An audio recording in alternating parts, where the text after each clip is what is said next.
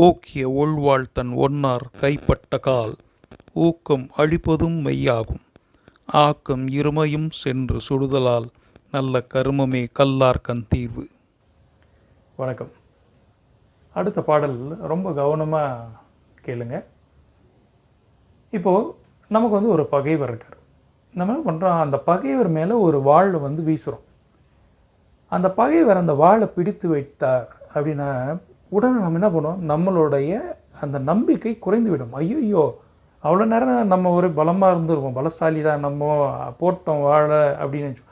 ஆனால் அவர் கையில் அது வாள் போய் மாட்டிக்கிச்சின்னா நம்ம என்ன பண்ணுவோம், ஐயோ நம்ம இப்போ நம்மளை காப்பாற்றிக்கணும், நம்ம ஓடணும் அப்படின்னு சொல்லிட்டு போக ஆரம்பிச்சிடும். கிட்டத்தட்ட அதே மாதிரி தான் பகைவர் அப்படின்னும்.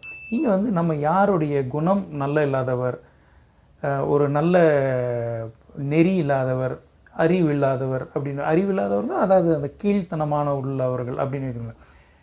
அந்த மாதிரியான ஆட்களுக்கு நீங்கள் செய்யக்கூடிய ஒரு உதவி இருக்கு இல்லையா, அந்த உதவி ஒரு வாள் போன்றது.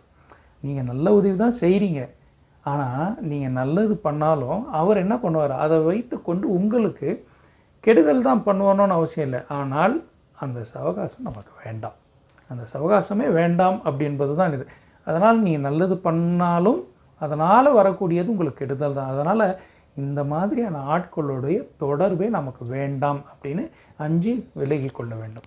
அதை தான் என்ன சொல்கிறாங்க அப்படின்னா, நம்ம செய்யக்கூடிய நல்ல செயலும் ஒரு வாள் போன்றது தான். அப்படி மனசில் வச்சுக்கோங்க. அதனால் அந்த வாள் அவர்கிட்ட போயிடுச்சுன்னா அந்த வாள் கண்டிப்பாக என்றைக்காக இருந்தாலும் நம்மை தாக்கக்கூடியதாக இருக்கும் அப்படின்னு சொல்லிட்டு இந்த பாடல் சொல்கிறேன். மீண்டும் அடுத்த பாடலில் சந்திப்போம். வணக்கம்.